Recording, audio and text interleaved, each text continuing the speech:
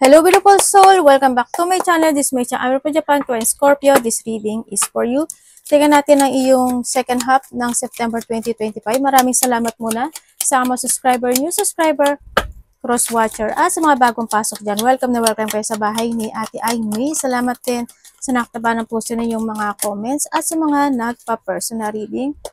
Marami pong salamat. Kung gusto nyo na energy nyo lang talaga, ang gusto nyo makuha natin, all the details is in description below para sa personal reading. Pakicheck na lang. General reading tayo, Scorpio. Kunin mo lang ang sayo at itapon ang hindi naman sayo. Maring vice versa.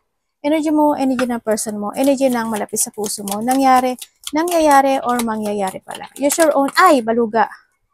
Wag to, wag to. Use your own intuition, lawakan ninyo ang inyong isipan. Energy reading tayo, Scorpio, nangyayari or mangyayari pala. Ano man ang edad mo, ano man ang gender mo. Lagi niyo tatandaan na kayo pa rin ang makapagpapabago ng inyong buhay. Wala sa kahit na sino man.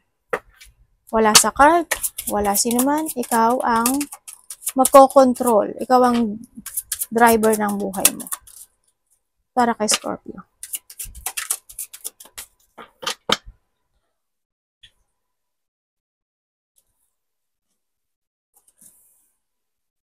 Peace and harmony. Okay, magkakaroon na ng peace and harmony o mga peace and harmony at magiging panatag at magkakaroon ng pagkakaisa or magiging panatag na. Maaaring makakamit mo yung mga gusto mong makamit na this time. Indecisiveness, allowing your life to rumble aimlessly. Andito ka sa sitwasyon mo na may mga bagay na paulit-ulit. May mga bagay na nauulit. Ganyan, sa nakita ko dito, or may mga sitwasyon na hindi ka makapag-desisyon. Nahihirapan ka. Kumbaga, pero huwag ka mag-alala kasi nandito na siya. No?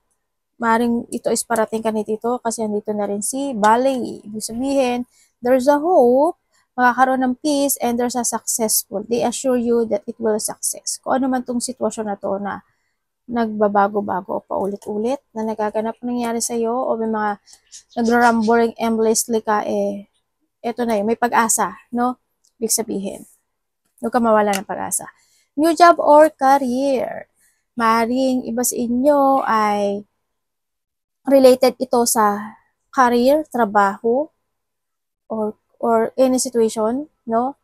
Yan, pwedeng ito yung pinagkakaganituhan. Pero kung ito magkakaroon naman din ng okay na. Sa iba nyo is may mga bagong trabaho or mga career kayo natatahakin. No? O pwede rin na career na babalikan nyo kasi dito si Will, or job na babalikan nyo kasi dito rin si Will. Pwede sa iba dito is bago to. Spiritual love.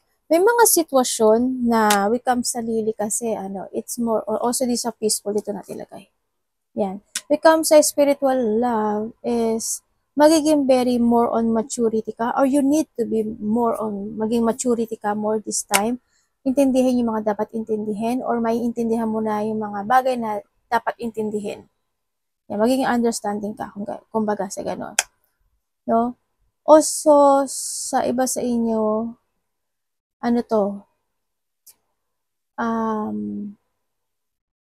it's a purity.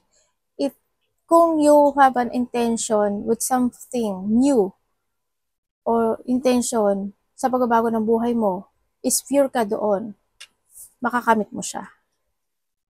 No? Yun ang sabi.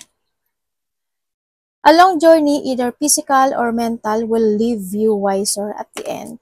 Dahil dito si Will, saka si Elephant, yung mga pinagdadaanan mo na mga pagsubok or challenge or obstacle this time, kasi yun yung makapagbibigay sa iyo ng magiging matatag na tao, no? Marami ka bang pagdaanan sa buhay mo. Ito is makakatulong din ito sa iyo sa mental mo na it's more on karunungan. Kumbaga, you learn din kasi doon sa bagay na yun na mga tatahakin mo. You learn din, tsaka kumbaga mas magiging matatag ka sa mga darating pa na panahon. Ganyan. O, di ba? Change for a better. Ito na yun. Di ba sabi ko sa'yo dito, meron tayong bali. Yan, magkakaroon ng pagbabago. Kumbaga, ikaw kung dati nahandito ka sa sitwasyon na will, may pagbabago mangyayari sa'yo. Nandito na rin si Wing Chun For a better. Or you need, may umaano sa tenga ko. Parang may dumaan. Or you need, no? You need na, alam mo yung naggano sa tenga? Ano yan? Yung tinakpan yung tenga? O yung parang ginanon siya? Ginanon niya. Yung kaliwa lang. O kaya, you need to be more on matured. Siguro, kailangan may mga bagay na kailangan mong baguhin sa sarili mo for a better. Halimbawa, kung medyo hindi ka peaceful and harmony or medyo high blood or madali kang maggalit or hindi mo maintindihan yung mga bagay-bagay o yung sitwasyon, this is the time to change for a better. Kasi makakatulong din daw yun sa'yo. Kumbaga yung mga challenge na yun is isa yun sa pagsubok na ibinibigay sa'yo ng taas. No? Para mas gawing kanyang isang mabuting tao. No? Yan ang sinasabi dito. Focus to a new. Or may mga bagay na mangyayaring pagbabago sa buhay. O, change. Ito na. Ito na lagi natin ito. Yan o, change. O, diba? Sabi ko sa'yo, may mga change sa apin eh. Yan. Magkakaroon ng pagbabago. As in, magkakaroon ng pagbabago. Yung lungkot ay malalagyan ng saya. Yan, ang kapalit. Lungkot is saya. Siyempre, sinasabi rin dito is also use your intellect or may mga dapat ka daw na sitwasyon kasi the moon and the sun kasi may mga bagay o sitwasyon ka na kailangan mong alalahanin to change for a better. No, yan ang sinasabi dito. Ano ka ba dati? Ganito ba ka dati? And then, it's time to change. And support. Ito na nga. Okay, when it comes to support kasi is maaring may tao ka natutulungan o tinutulungan. Pwedeng ganun. Or may tao na tutulong sa'yo. Vice versa tayo. No? Yan. May mga, also when it comes sa support kasi is the kindness na meron ka sa'yo.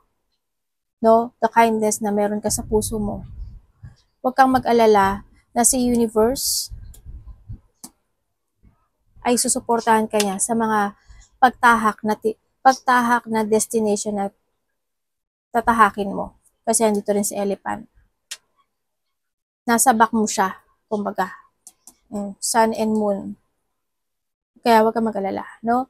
Also, andito yung sabi dito na huwag kang mag-alala, kumbaga sa positivity happen sa buhay mo kasi andyan sa mga changes.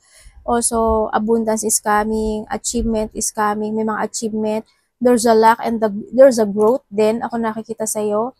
Higit pa sa hiling mo darating. Sabi ko sa'yo eh. Basta, sinasabi lang dito, change for the better ha. Kasi dalawa yung change mo. And be a lily. No? Lily kasi is ano yan, pure heart, purity spirit. Ganyan. Kasi white siya, di ba? Yun. Yun ang sinasabi dito. O, di ba? Elevation. Ito na yung, this is the time. Parang magkakaroon sa'yo ng, or you need to elevate yourself. Or pagkakaroon talaga sa'yo ng, level up. Ganyan.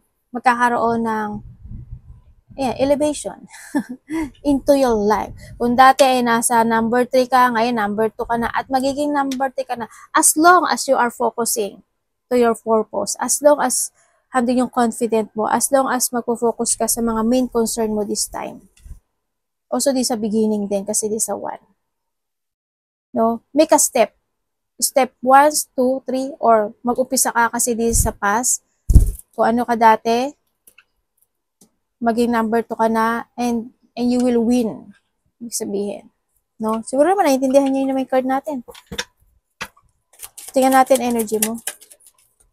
Pero may mga babaguhin ka ha.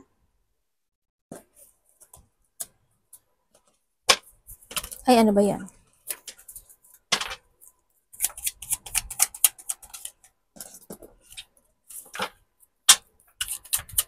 More pages ah. Okay, when it comes sa energy mo, oy. Pagdating sa energy mo, sa nakita ko sa dito, medyo, ang nakita ko may mga iniisip ka na bagay-bagay na pwedeng idea siya. Pwedeng idea, pwede rin na may mga pinag-aaralan ka or mag-aaral ka or may mga i-research ka na situation. Also, ay excitement, thinking about something new in life. Thinking about pwedeng money, abundance, wealth, prosperity. Ang nakikita ko dito kasi andito rin siya. No, thinking about changes. Yan. Thinking about receiving something. Yung mga manifestation mo. Handun ka sa point na yon, no? Also, di sa beginning kasi. Yan. Ang energy ng iba sa inyo is you starting a new beginning in life. Yun na nakita ko sa inyo. And then, mga pinag-iisipan na bagay-bagay. Magiging very idealism ka raw eh. Parang handun yung you're using your intellect or intelligence. O yun, ang nakikita ko dito. Kumbaga, you will jump to your passion or handin yung confident mo to start a new again, to start a new beginning in life or excitement no? May excitement kasi ako nakita sa'yo. Yan. May mga bagay ka na gagawin eh. Parang may mga gagawin kang risk. Ganyan. Sa iba sa inyo. Mga new exciting plan. And then also, ewan ko bakit magiging ano ka ata, you want to create something, parang may iisipin ka na gusto mong i-create sa buhay mo, ganyan. Gusto mong ma-achieve sa buhay mo, may mga gusto kang ma-achieve na goal. Pwedeng iba sa inyo is bagong trabaho, bagong business, expansion, extension, mga ganyan. Tingnan natin ang parating. Pero ka mag-alala, kasi may darating daw na pera sa iyo. Hindi pa siya this week, o hindi man siya after this September. May darating, may papasok na pera sa iyo.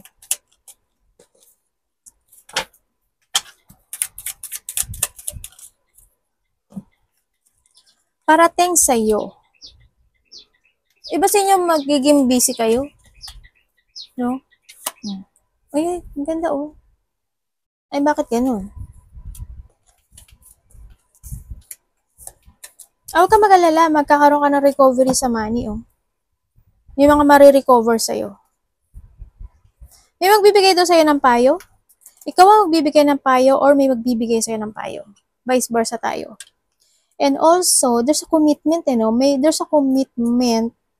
Someone, may makikipag-commit daw sa'yo or ikaw ang makikipag-commit sa kanya for something, pero bakit may lungkot? Medyo may lungkot. Either ikaw ang malulungkot or siya ang malulungkot. May lungkot ako nakita dun sa commitment na yun. Yun na nakikita ko dito. Pwedeng related siya sa money, family, trabaho. And also, parating sa'yo, ang nakikita ko rin dito, iba dito magiging busy kayo. Pwedeng magiging busy yung isipan nyo kasi marami kayong gustong makamit or may mga manifestation ka, ganun. Pwede rin sa iba sa inyo is busy for something. And also, ang nakikita ko sa'yo, by October, magiging maganda yung pera mo, tsaka yung business mo. Magiging good siya. Magkakaroon ng mga recovery. Meron daw tao ka na makikilala. Maaring iba sa inyo is bago ito, no? Sa iba naman sa inyo,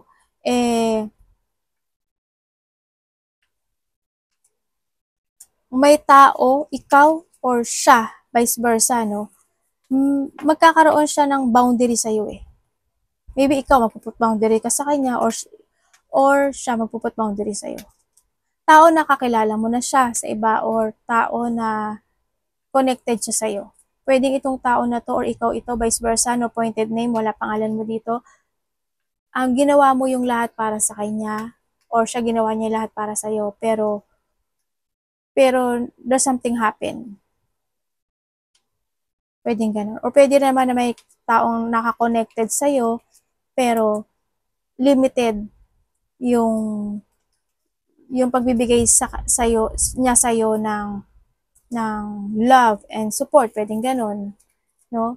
Pwedeng ganun sa iba sa inyo. Or may tao dito na malapit sa'yo na very defensive. Ganyan.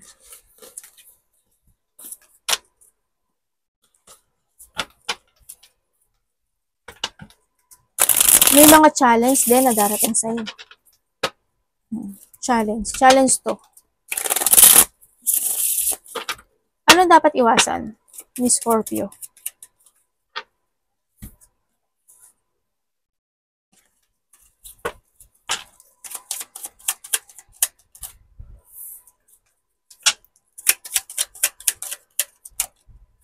Dapat iwasan.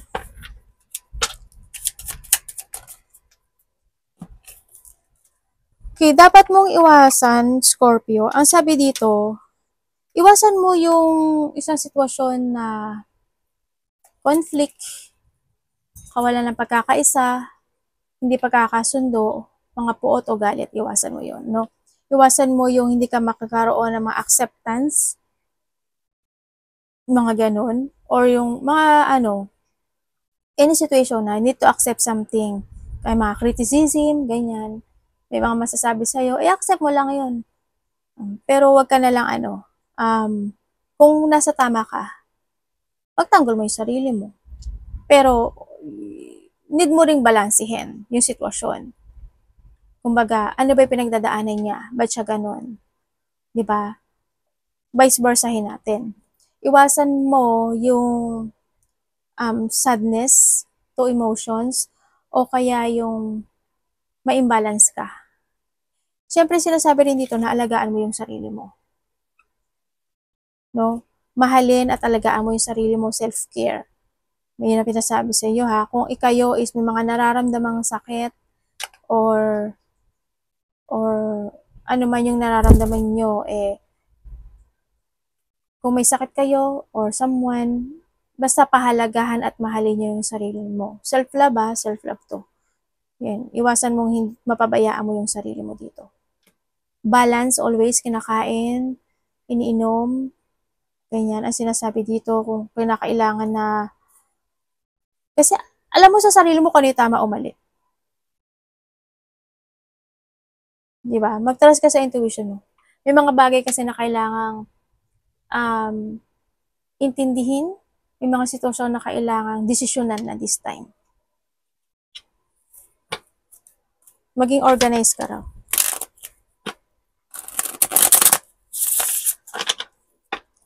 Love, labis sa lahat, kapatid, anak, magulang, karelasyon, kaibigan, pamilya. Kamusta po ang love ni Scorpio? Nechang, love ni Scorpio.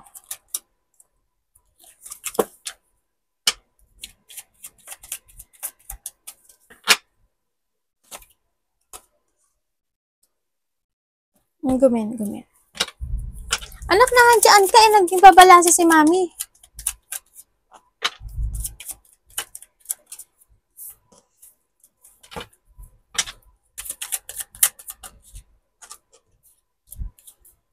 Ay, so nga na yun, dati mami hatalay dito pala. Okay, when it comes sa love, kung kayo is single, it comes sa single, in a divine timing, ibibigay niya sa'yo. Huwag ka lang daw magmadali. Ibibigay niya sa'yo yung tao na magiging totoo sa'yo, na mamahalin ka. Makikilala mo siya biglaan. Sa hindi inaasahang pagkakataon, makikilala mo siya. Kung kayo naman is nagkahiwalay nitong tao na to, dito sa sitwasyon na to, isa sa inyo naging disloyal. Nagkaroon depression, naging hot and cold yung relationship, nahandle yung situation na nagkaroon ng pagkokontrol. Ako nakikita dito, no? Hanggang sa dumating na nag-end yung relationship. Pero ang sinasabi dito, ikaw to or siya, vice versa, no? Pointed na yung wala pangalan mo dito.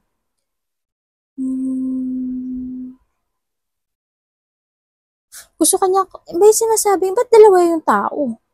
Sabihin sa iba dito, may third party, no? Medyo may pagka-controller kasi yung isa sa inyo eh, no? Pwedeng kinokontrol niya yung emotions niya or hindi yung pagiging controller talaga itong tao na to. Pero ang sinasabi niya dito is gusto kanya kausapin at gusto niya ng peace sa'yo. Yun na nakita ko dito. Kaya nakadami. Pero bakit natatakot siya? Natatakot siya eh, itong tao na to. Kinakabahan, natatakot, hindi niya alam kung kakausapin ka niya, i-text ka niya, ganun. Kung kayo naman, sobrang dark yung sobrang naging malungkot at dark tong situation na relationship na to, no? Kung kayo naman is in relationship nitong tao na to, kung kayo is in relationship, ganun din, there's a negativity, no? Pwedeng pinagdadaanan ng isa or pinagdadaanan mo. Pwedeng ganun. Or pwedeng in this relationship. May negativity, may tao ako nakita na disloyal, na pwedeng loyal when it comes sa pwedeng hindi niya disloyal kasi iba-iba kasi klase ng disloyal eh. Pwedeng ayaw niya ipaalam sa'yo na may ginagawa siyang something or ayaw niya ipaalam sa'yo na kung totoo siya eh hindi ka naman nawawala o nag-fade na yung feelings niya sa'yo. Pwedeng ganun. No? Pero isa sa inyo is very caring or loving. Yun na nakita ko dito. Pero may disloyal. Maaaring nagkakaroon ng mga depression dito, hot and cold yung relationship. When it comes sa hot and cold, siguro, kung hindi naman kayo nag-aaway, minsan nag-uusap kasi kayo, minsan hindi, ganyan. Sala sa init, sala sa lamig. Ganon. Tingnan natin na yung money. Kamusta ang money ni Scorpio? So, iba naman sa inyo, you are focusing to yourself. Siyempre, mga single dyan. Basta darating yung in a divine timing, darating at ibibigay sa iyo yung the right person na para sa iyo. Huwag ka magmadali. Baka mapasok ka lang sa hindi magandang relationship. Money. Sa money mo, may something sa balikat ko. Teka lang. Ba yan? Okay, sa money mo medyo malungkot. Ay, naku po, ano ba yun? Malungkot yung money, ano? Medyo unhappy ito sa nakikita ko. Pero alam ko naman na hindi ka nawawala ng pag-asa sa pera mo. Kumbaga, oo, parang may mga disappointment kasi, no? May mga disappointment, lungkot, sadness. Hinahanap mo yung, paano ba ako magsasucess sa buhay? Paano ba angat yung buhay ko? Pero alam ko na hindi ka naman nawawala ng pag-asa. Yun nga lang, dumadating ka sa point na napapagod ka na. Kaya hintay. Alam mo yun? Kailan ba mag-shift itong aking buhay? Sabi nga, kung itong kaperahan ko, kumbaga, nandun ka sa situation, kumbaga, napanghihinaan ka na ng loob, nagkakaroon ka ng self-doubt, sorrow, false impressions talaga siya, no, dito. And then, sinasabi dito na huwag ka mawala ng pag-asa, if you are more on wiser and stronger, at kung may mga bagay na kinakailangang kalimutan, i-let go, leaving behind, and syempre, yung lesson, wag mo kakalimutan, no? Learn from the lesson. Yun ang gawin mo. And you will be success. Yung sinasabi dito. Strong lang, strong. Maging strong ka lang daw. And syempre, diba, we have the world. Huwag ka mag-alala, siguro by this October, or after a week, or by this October, there's something happen na panimulang muli na magiging maganda yung takbo ng iyong kaperahan. Ano ba to, di ba? Nilungot-ngot to ng anak ko eh.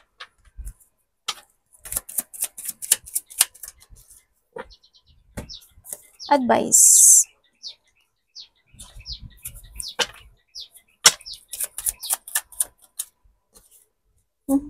Yun talagang, dalawa yung 3 of sword mo. Ano nga naman, kaloka naman tong card mo. May mga, meron ka daw ikakabigla na isang pwedeng malalaman mo, pwedeng information, pwedeng communication, or pwedeng katotohanan. Ikakashock mo daw. May ikakashock ka na hindi mo, kumbaga expect the unexpected coming. Yun na nakikita ko dito. Pwede siyang related sa money, trabaho, or with someone. As in, it's painful itong tao na to. Painful siya, no? May mga gusto kang mahustisyahan, ano, sa nakikita ko dito. Kasi achievement din, ganyan. May mga gusto kang aksyonan, gusto mong itama, may mga ganun. You want clarity for something din kasi ako to. Pero masyasyak ka daw. May mga bagay o sitwasyon na parang you still holding or hindi mo mailet ko or hindi mo mapakawalan. Pwedeng ganun sa iba, no?